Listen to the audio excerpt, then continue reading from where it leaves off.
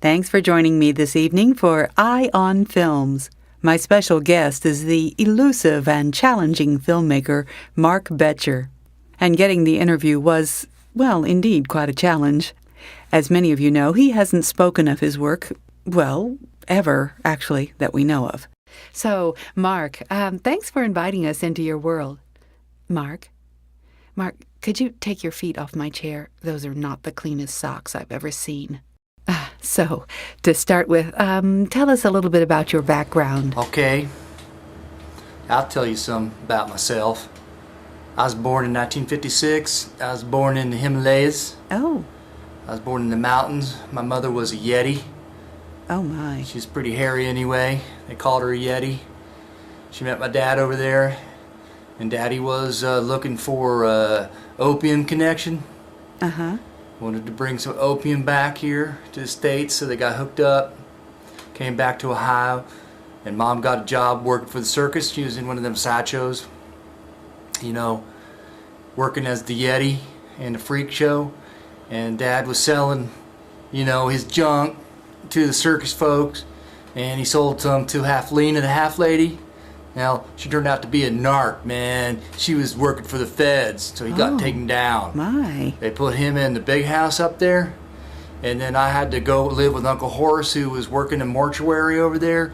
Well, he wasn't allowed to have me in there, so he had to keep me in the casket most of the time, you know, to kind of hide me during the day. I was out playing, or I was in the casket hiding, you know, because he wasn't allowed to have me there. Oh. So I was there for a while, but I got out, I was able to go visit my daddy.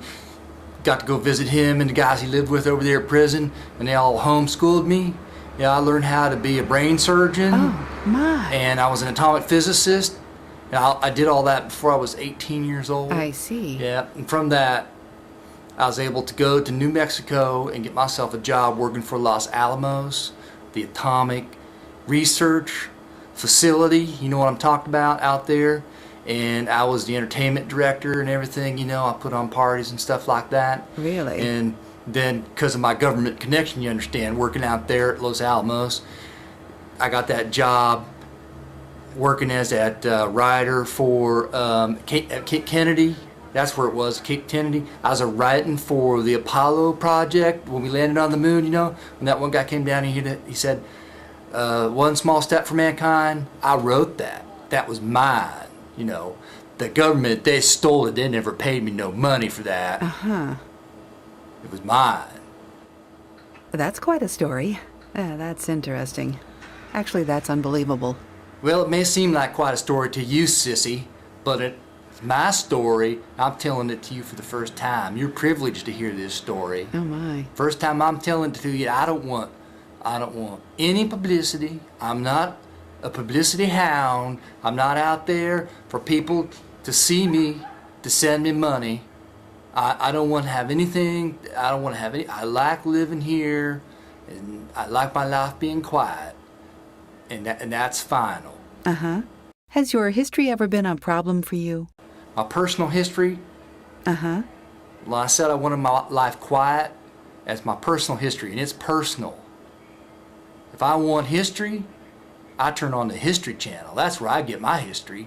All the history you could ever want is right there on TV, right in front of you. Wise words, indeed.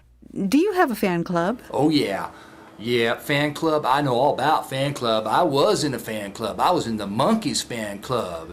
They kicked my ass out because I threatened to kill Davy. Oh, my. Peter was the one with all the talent, not Davy. Peter should have been the front man of that group. Everybody knows that. Let's change the subject. What was the make and model of the car used in G-Man Rock versus the Evil Von Schiller? That's a pretty good question, you know. That was a 74 Dodge Dart.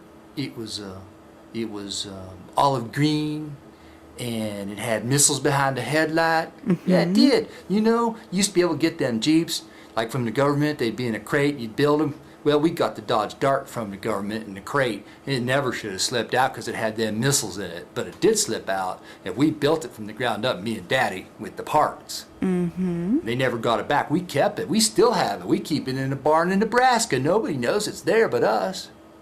How did you come up with the biological terrorist angle? Well, I don't remember where I got that. I think it was a brainstorm. I was able to see into the future. I was able to see the terrorists in this world, in this land, trying to bring America down. And I never, ever read it in a comic book. And if you say I did, my lawyer will call your lawyer, and we'll deal with it. You really seem easily excitable, don't you? What motivated you to make Hotel of Blood? Well, people say when they see that movie, many people say that I wanted to see what ketchup looked like on Super 8 movie film. Uh-huh. To see if it was red or dark or lumpy. But that wasn't what I really was after. I really just wanted to stick a knife in my brother's chest. Good Lord! Because he never wanted to make no movies with me. He never helped me. So I figured it would be my only chance to stick a knife in his chest and say, Mommy, Mommy, I just slipped. It was an accident. We were making a movie and I stuck a knife in his chest. Oh well, it never happened. I ain't never been that mad at him. He knows that. He's a good boy. Now tell me, in The Computerized Man, who was Aluminum Foil Man based on? Me. Aluminum Foil Man is based on me, because I wear aluminum foil. I wear aluminum foil in my hat. It keeps the plutonians, from coming down and sticking things in my head, making thoughts and stuff. I don't need that in my head. And in my underwear, aluminum foil, I could have babies, I could reproduce. I want to reproduce someday. I want to spread my genes around.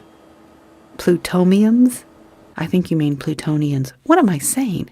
Okay, so I understand that right after you completed the Doomsday Duel, you had yourself committed for drug addiction. Is that correct? Yes, thank God I got into drugs at an early age, because I had a vision. I envisioned that if I could get so messed up on drugs that I was living life to the very edge, near death, and I could bring myself back, I could make money out of it. It was a purely economic decision to get stoned on drugs. That's right. I'd bring myself back. I'd write a book. I'd write a documentary. I'd be in the documentary. The documentary be about me, you understand? They come here, they film me, they see that I come back. Because, look, you've seen it on TV yourself. TV's full of that kind of stuff. I could make big money doing that. I know I can. I'm making a documentary right now. That's going to make big money. Were there any lasting side effects from your experimenting? No, I'm fine. My controller says I'm a number 100% on top of life right now. I got it by the tail. My controller? Really? Well, that's a voice that talks to me from my ass. Don't you have one? I thought everybody had one. You want to see my controller? Absolutely Well, not. no, you can't see him anyway. I'm not going to show him to you. No, you cannot beg me to see my controller because he talks only to me. He's my personal